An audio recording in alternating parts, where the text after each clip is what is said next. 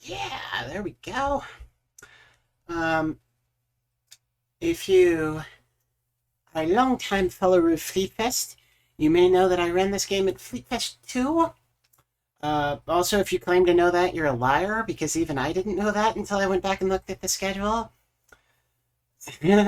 But yeah, this is kind of one of my signature games, and I started running it a little bit more again last year after having put it on the shelf for a while, and had it tabbed as backup for the last SGDQ, so I'm pretty excited about it. I ordered some physical merch from a company that shall remain nameless. Follow my Twitter if you want to see the tea get spilled. that despite having been ordered last July, is still not in my hands. I'm a little upset about that, but my hope is that it ever is. If this game ever is full on accepted into a GDQ, which I always thought it could be, that I'll have that available to offer as a prize. And I also wanted to run this again at this event because there is a new skip. It's probably not something I'm going to get first try. I was practicing it a little last night, and it's very simple. It's just a wall clip, but it's pretty precise. And yeah, oh, you've seen me do it, Katsumo. But and I feel like there was something else I was going to say, and I can't remember. You'll see why we're running on Profile 2, and why I needed that setup time even though we were going to my own run when we get to the end of the game. For now, let's get started. 3, 2, 1, go.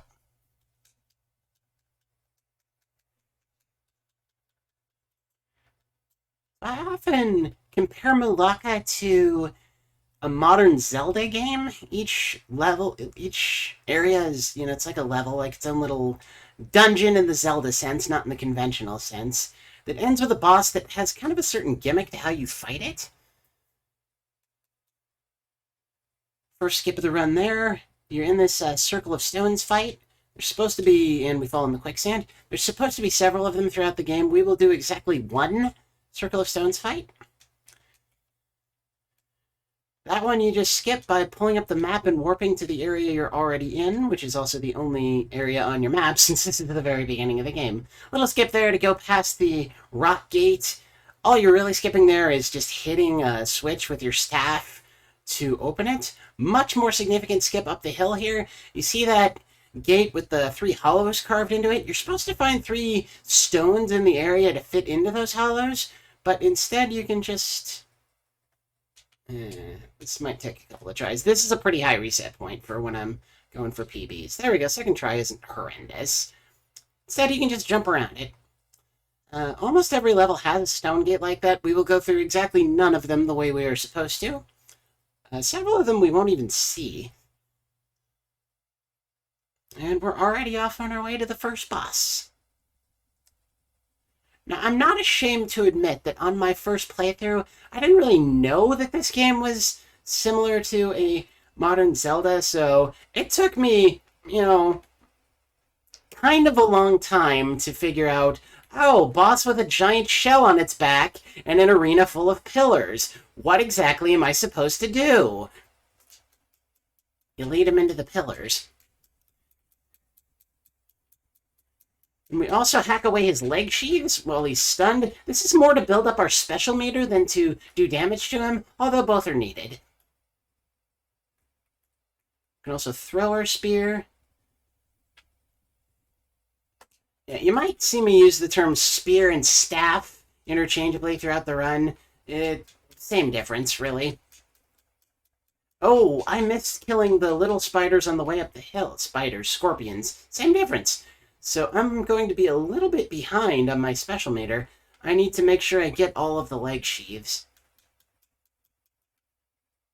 I usually do anyway, but it's usually not too critical that you get them all. Where is the... There should be one that's, like, a lot closer. I guess this one, but he's already turned to me, and now he's going to do the swipies, isn't he? No, okay. So he should be dead once we fill up the special meter here. And use it. Yeah, over 3 minutes for the first level is not great, but I'm a little out of practice. And because we didn't pause during the course of the level, except for when we pulled up the map to warp to the area we were already in, for whatever reason, not pausing during the level means we can just pull up the map and instantly warp to the next level, instead of having to wait for it to spawn in on the map. It's extremely slow to wait for that. Little skip there to jump off of the tree and get up here. See if we can get what I like to call fancy pathing. Almost, not quite. You can land on top of that. That's not terrible. Alright, so that is the upgrade lady. We will buy nothing from her. This is the new skip. And I'm going to look like a real dweeb for a little while until I get it. There we go. I just found that by accident one day when I was trying to pick a chia plant, but I hit the dash button instead, and whoa, I ended up on the other side of the wall. It's a pretty significant time save if you get it first try, about 20 seconds. That's pretty good getting that first try. That is the Stone Gate skip for this level. Coming up on another glitch that I discovered, bomb duping. Oh, I almost ran into the Ring of Stones. Hey, skip these Ring of Stones fights. Couldn't be simpler. You just run around them. Since it takes 2 inputs to do a bomb, you select the potion and then you select it again. If in between you select a potion you have either never discovered or simply don't have any of, you can dupe bombs infinitely. Like, you can see I only have 1 bomb, but I'm just throwing non-stop bombs into this guy's face. We want to use the finisher as soon as we get it. That's actually a slightly suboptimal fight. I want to actually lose a soul there, because it gives me a free heal potion, which will come in very handy against the final boss. If I lose a soul there, you can see I lost 90% of one, but I didn't lose it entirely. I get a soul potion for free, so I'm just going to pick a few extra aloe just for safety. And since we didn't pause, we can just warp straight to the next level. There's a couple of skips in the first part of this level that I'm pretty bad at. First one is jumping on these rocks to reach the wind. Yeah, that's not exactly what it's supposed to look like, but I'll take it. It's perfectly possible to do that in one fluid motion. The other one's much trickier. I call it the cave clip because, well, you clip into the cave.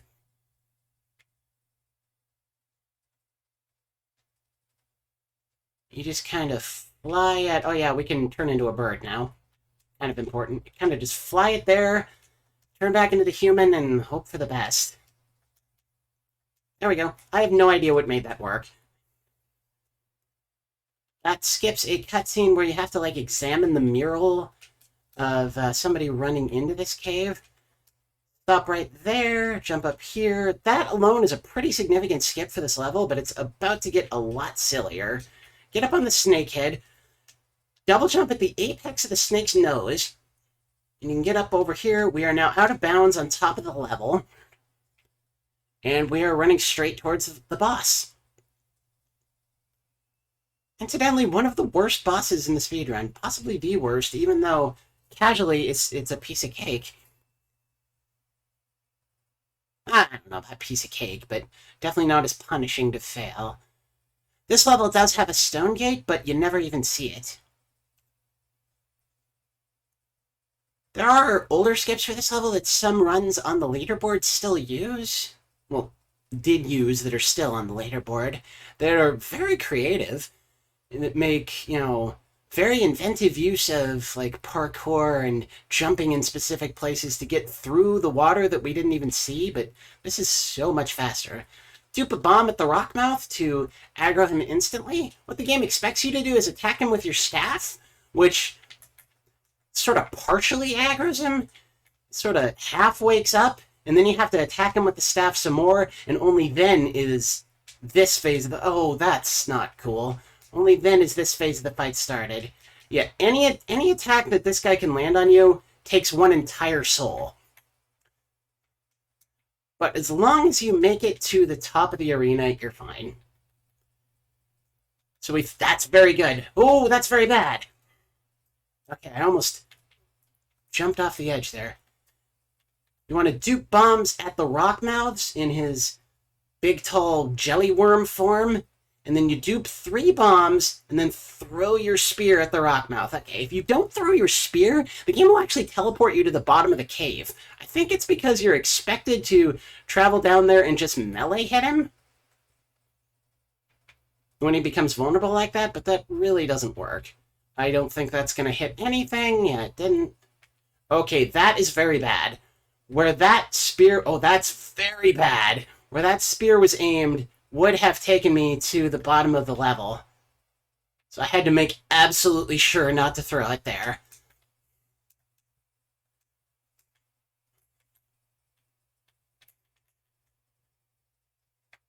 I almost had a triple there. I can accept a double. A double is still faster than just throwing the spear every time, of course. Oh no! This is what I was trying to avoid. I got a little greedy. Okay. I got a little greedy. I should have just thrown the staff at the last 2 mouths. But instead I tried to go for a double with a bomb dupe. Ha, this is not good.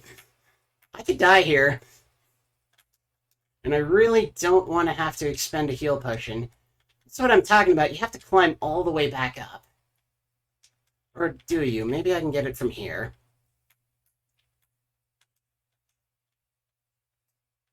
Okay, I'm healing because I'm terrified.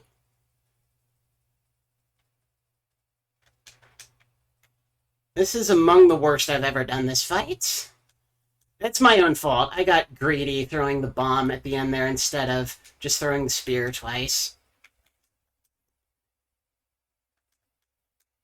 Live and learn.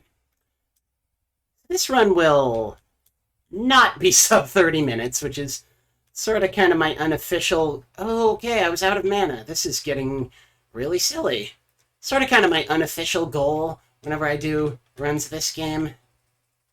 You know, 32 is the estimate, but I've only ever had 2 runs finish sub 30 minutes.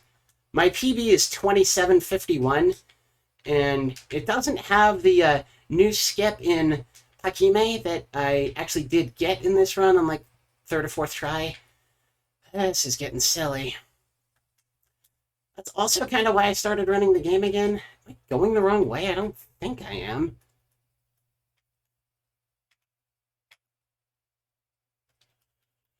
Holy crap, that was awful. Nowhere to go but up.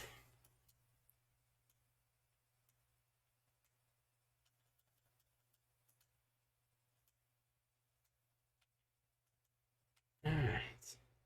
At least I didn't die. Alright. What was I saying? Yeah, I've only had 2 runs come in under 30 minutes, so there's a lot of volatility in this game, and it's making me appreciate just what an excellent run that 27:51 was. Obviously, I knew it at the time. Almost every split in that run was gold, but trying to beat it is not easy. So, blink and you miss it, Stonegate skip there. We are already at the boss for this level. Say hello to Froggo. He has 3 basic moves in this fight. Shake, Suck, and Stomp. We want him to do Suck. Suck is good. Stomp is... okay, well, Jump is the other one, so I guess 4 moves. Jump usually Suck usually follows Jump. Jump usually follows Stomp. Shake is just nothing but a waste of time. He'll never go the entire fight without doing Shake, though. You just want him to do it as little as possible. The first person I ever saw run this game kind of had funny split names. I generally don't care for it when people do that. Just as an aside, makes it a little harder for viewers to understand what's going on. But he called this boss Bulbasaur, which I think most people get a kick out of.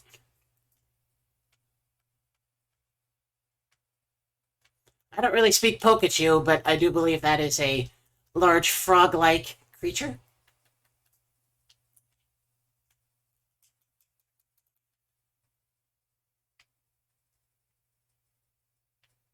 Yeah, optimally, you would ignore the ads, but they can really mess with your day.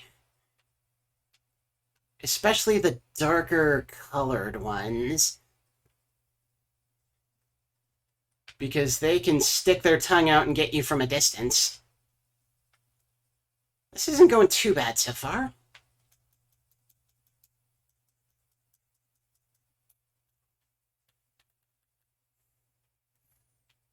Honestly, the only fights where it's likely to die are the big orange worm and the final boss. The final boss is no joke. I have had PB pace runs die to the final boss.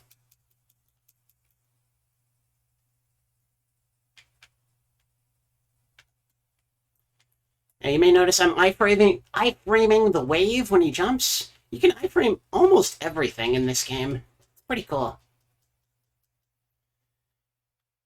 And there's a strict limit to how much damage you can do each cycle. I've sort of optimized it with the attacks I do. Where is the boss? That was weird. I think that has happened before, though, sadly. A light combo, a heavy combo, and a dupe bomb. And that was actually a pretty good fight. We never even saw the darker shaded ads. They can attack you from a distance with their long tongues. And not only do they attack you with the tongue, they scoop you up and swallow you. So it's just a big waste of time. Here's the next level. Tiny little deboost to that mushroom guy. And another really... Oh, need to pick one of these. That's corn for a rage potion. Another really small time save that my PB doesn't have. You just run past this save point instead of taking it. You might wonder why we would even think about taking it. It was thought for a time you had to take it to set your spawn there, and that'll become relevant in a momentito. Just trying to not fall from a high distance. If you fall from particularly high up, there is a stagger animation. It's skippable if you are much closer to the ground when you become human and fall.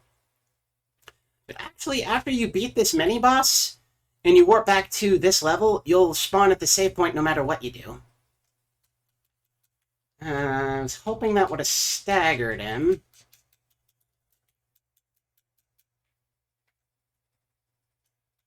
There's a stagger.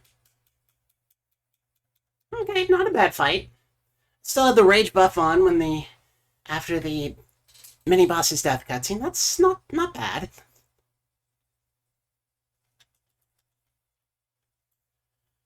So we have the demigod statue coming up.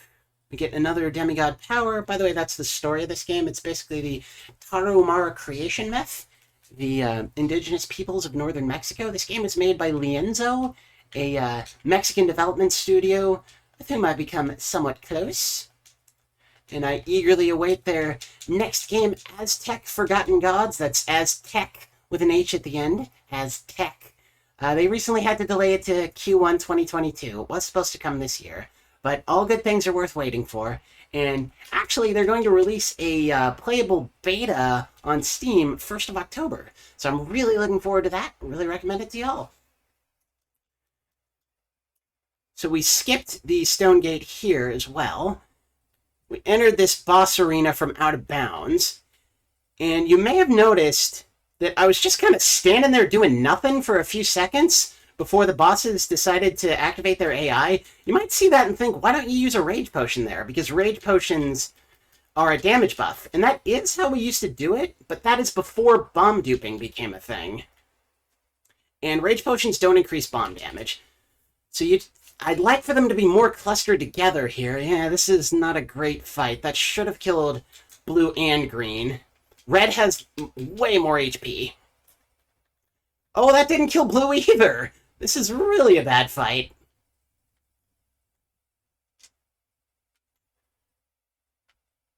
Okay, this is really a bad fight. Okay, red is usually not the first one to die. This is weird. And he wasn't, it was blue. What am I even talking about?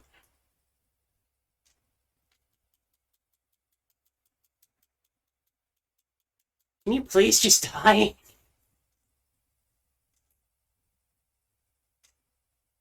Thank you. Yeah, red has the most health.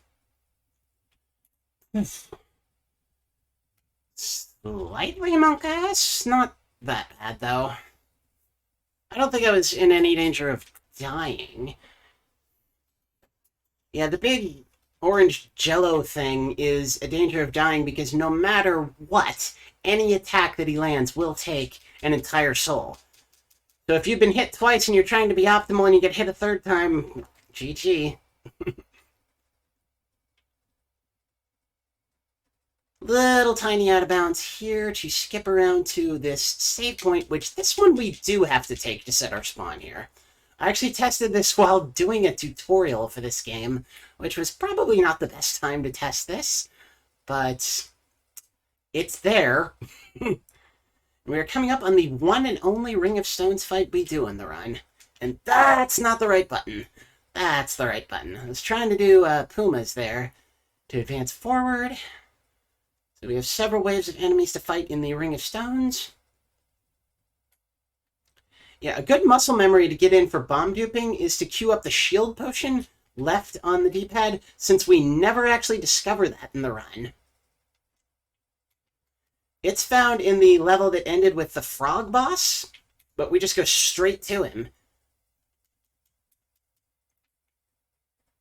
Next is little scorpions.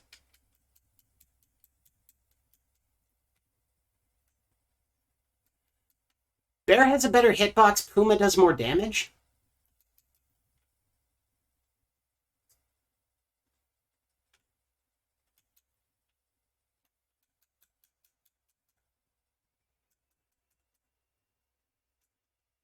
Yeah, I have a very specific enemy in mind for this finisher, and it is this jerk right here. He will fly around the arena if I don't take him out first.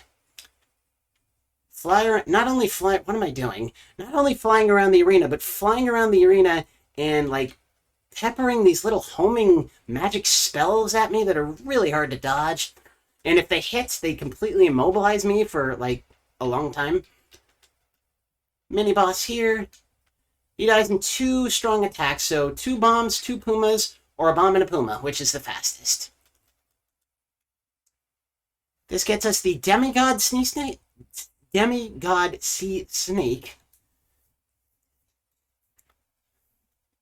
Skip the cutscene, and we're back at the save point.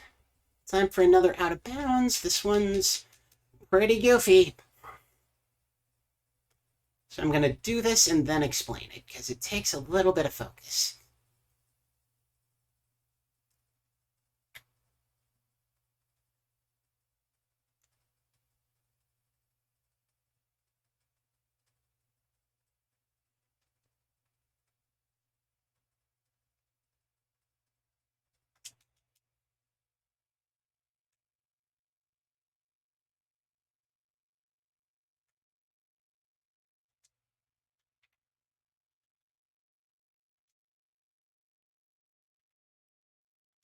Nice. So whenever you're on unstable ground, the game will take you back to your last stable position. You saw I was on unstable ground doing the whole arms in the air pose. But by morphing into the bird in midair, it resets the timer. You can stay in that state for 12 seconds, so I always counted 10 before changing back. But it let me gain the elevation to come up here, and now we're coming down, and that's the boss right there. And by the way, these invis wall clips could not be simpler. It's just doing the Puma transformation. That's all it is. Now we have this guy. This guy has an AI loop. What we want to do is stay by his back right leg as much as we possibly can.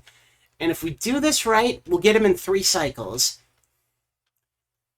This guy, heavy attack, dupe bomb. Don't do a light attack. Or heavy combo. Don't do a light combo. He should be at 333. Yes, he is. There's one attack he can do that just wastes time. And it's this one. Technically, there's another one he does as well. But he shouldn't do it unless this reaches a 4th cycle or I take damage. And if I know what I'm doing, neither of those things should happen.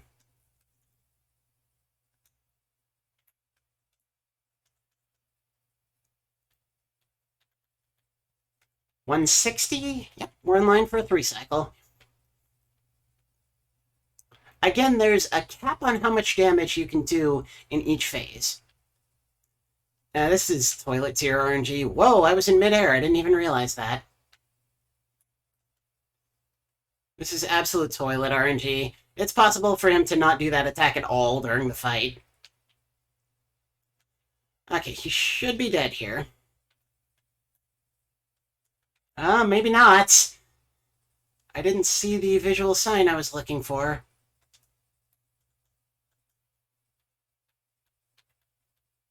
Yeah, he's not. He's got like 25.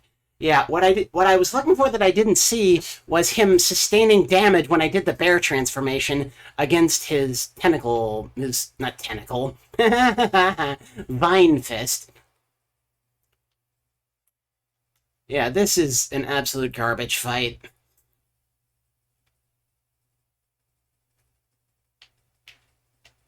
And that's a nice...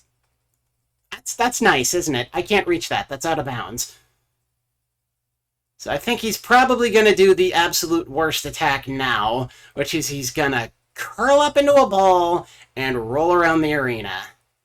They see me rolling. There's nothing you can do about that. You just have to run away. Okay, he's definitely dead now. 5 cycles.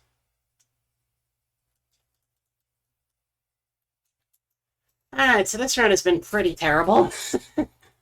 That's okay. Some of it's been my fault, some of it has legitimately just been absolute toilet RNG.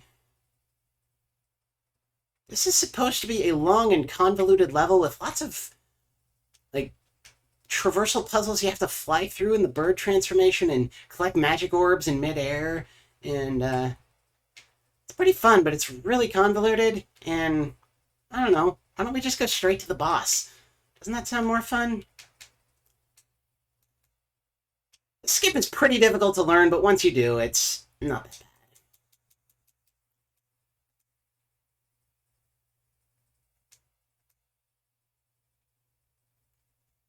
So we are out of bounds. Almost all of the out of bounds spaces, the out of bounds geometry in this game, almost all of it has collision. Not all of it, but just about all of it. Alright, so we need to get to stable ground there. Even just 2 steps in stable ground is enough to make the game not spawn us somewhere we don't want to be. This is kind of an unintended effect of the where the heck am I? Of the sea snake transformation. But if you position yourself right, you can just go straight up geometry. Like assault.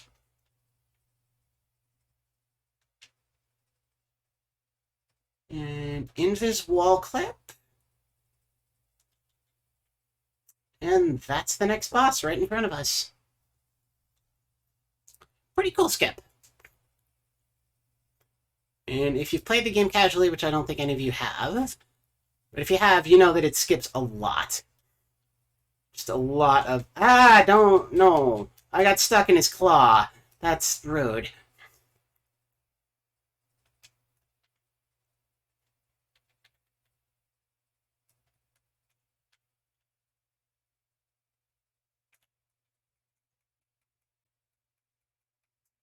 So 2 bombs will just... Oh, come on. Oh, come on! We'll destroy a weak point? Or 3 spear tosses. I should have done bombs at that one. There's 12 weak points. They always line up in the same order.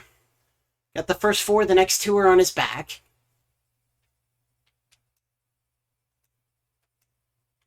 And this is when he starts to become a bucking bronco.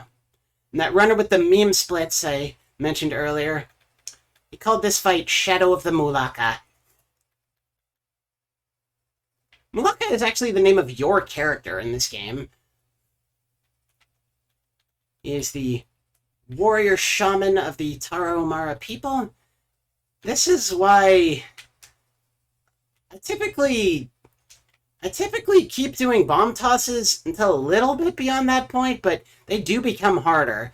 the squirrelier this boss gets. So that's 6 down, 6 to go.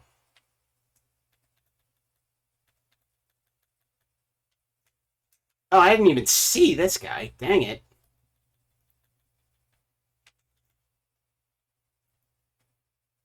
And now I'm going to lose a soul. The soul animation is just a little tedious.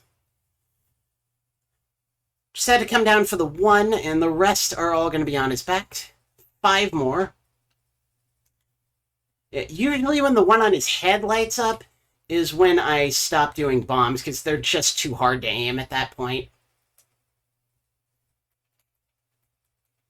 Because you can't lock on with bombs, and you can lock on with the spear.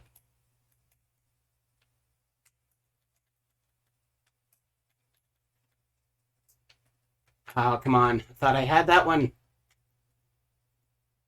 Yeah, you really don't want to fall off here. If you do, you have to... I lost count. 2 more. If you do, you have to climb up the side of the arena and fly back onto him. Yeah, this is not even going to be sub-estimate, which is unfortunate, but that's why it's called an estimate. And then the last one, I use the finisher. And we've, like, cured him of his curse, so he's given us the power to go survive in the underworld as we fight the king of all evil, Taragori, and hope to put an end to this curse rampaging the realm. Yeah, it seems like the most basic story in the world, but it's actually the creation myth of this, indigenous people.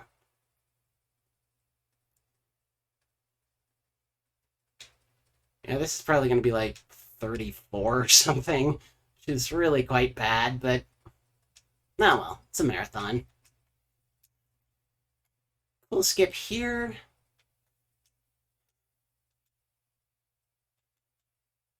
The hitbox for this cutscene extends beyond the area of the bridge where you can actually walk. How come I never get that skip in runs that are on pace? God dang it.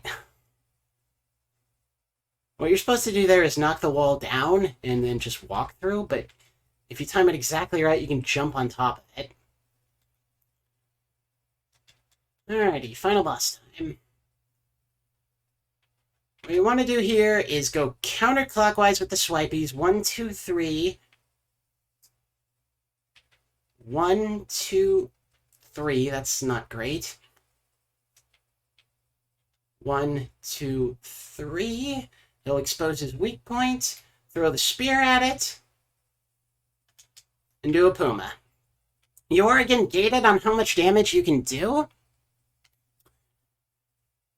And nothing, not even a finisher, will do as much damage as a Puma. That's bad. I should not be losing a soul this early in the fight. Oh, come on. And because I didn't finish the Soul Dance animation there, I lose the potion without getting the heal. So that's great. Or I guess it's because I didn't start the Soul Dance animation, because I didn't finish it there either, but I did get it. Yeah. Even World Record gets hit here a ton. This is a very hard fight to do perfectly.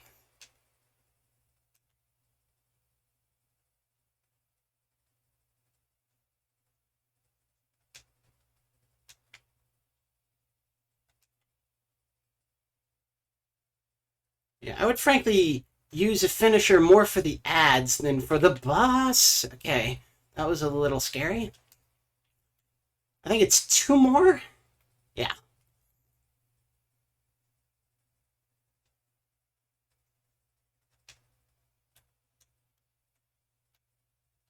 As much as possible, it's still counterclockwise with the swipies, but there's so much more happening on this battlefield. It becomes really, really hard to stick to that. Like, you can't just stand around and wait for the swipies when there's asteroidal fireballs falling from the sky. I used to think that was undodgeable.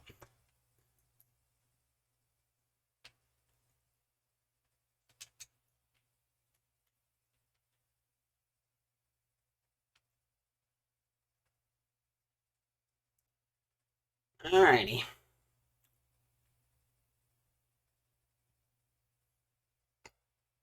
I still have definitely not figured this fight out. I think the best thing to do at this point is to just keep your distance.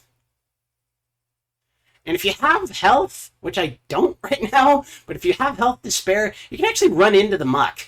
It will make it dissipate faster. It hurts you a little, but if you're at like full HP or close to it, it's not enough to worry about. Okay, he should be dead here. And that would have been time. Yeah, I said 34, 33. Pretty garbo run, but still. Fun game. Really fun game to speedrun. Really fun game to play casually. I recommend this game wholeheartedly, even at full price. I believe it's $20 full price. Casual playthrough is probably about 8 hours. Really, really love this game. Really, really love this studio. Can't wait for Aztec. Yeah, check out that demo yourselves. I bet you it'll be something real special too. And here at the end we see this godlike figure sort of giving this story a twist ending. You don't really know it's the Tarahumara creation myth until this point. The godlike figure is praising Mulaka's courage and fortitude facing down these dangers and finding allies. But as the godlike figure is about to tell our hero, nothing can save this world. Terragori will simply rise again even though you've put him down. So this world must be destroyed. But because of the bravery and integrity and honesty that Mulaka has shown, his people are granted a place in the new world, which is presumably the world in which we all currently live. And in addition to being the creation myth, it is kind of a parable for, like, how we treat each other and all that. It's a surprisingly powerful story, at least when you know the ending. Like I say, for most of the game, it seems pretty basic.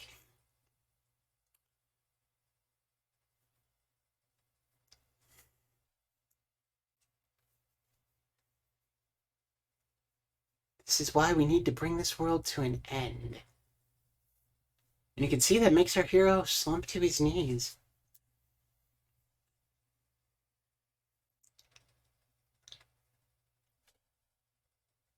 The other thing that's definitely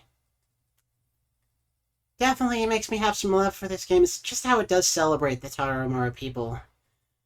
The indigenous peoples of northern Mexico, a culture that's dying out, and part of the developers' motivation for making this game was to celebrate that culture, make people more aware of it. It's a culture I think people have probably heard of in passing. They're the peoples who are known for running exceptional distances with little to no modern equipment. They only wear sandals known as huaraches. I doubt I'm pronouncing that right, but it's my best try.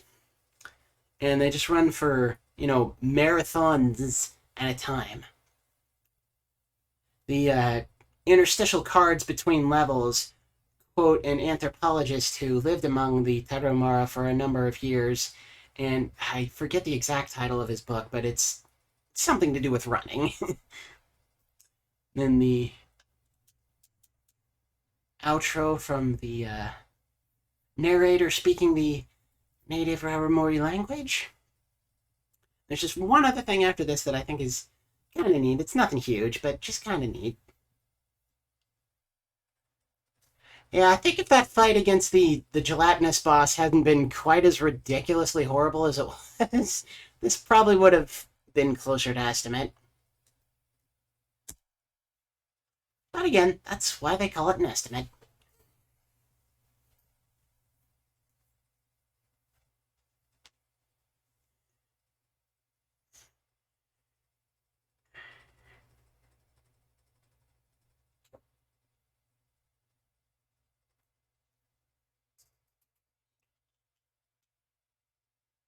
I actually talked all the way through the godlike figure speaking to Mulaka. You can actually skip that part. You can't skip this part.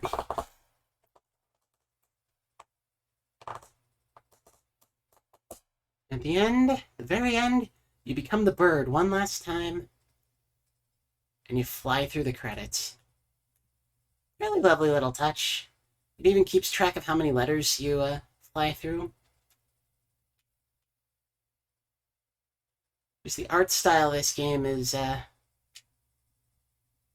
pleasing, very captivating. Obviously not meant to be photoreal or anything like that.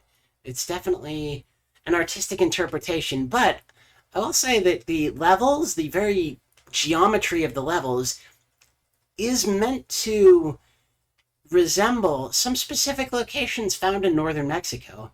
Basically, this game is meant to be as authentic as possible to the experience of the peoples of northern Mexico. The music that's played, the names of the characters, the few characters that are named, just how they live, what the areas look like. You can tell a lot of care and love went into this game. It's part of why I really love these developers so much.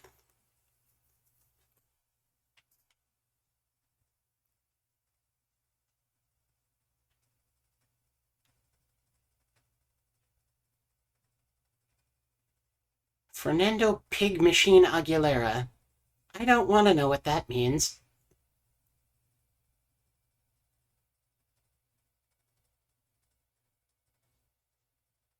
Yeah, there's a few of these people I've kind of come to quote unquote know. I won't say we're like best buddies or anything, but I've interacted with them on, Discord and social media and all that.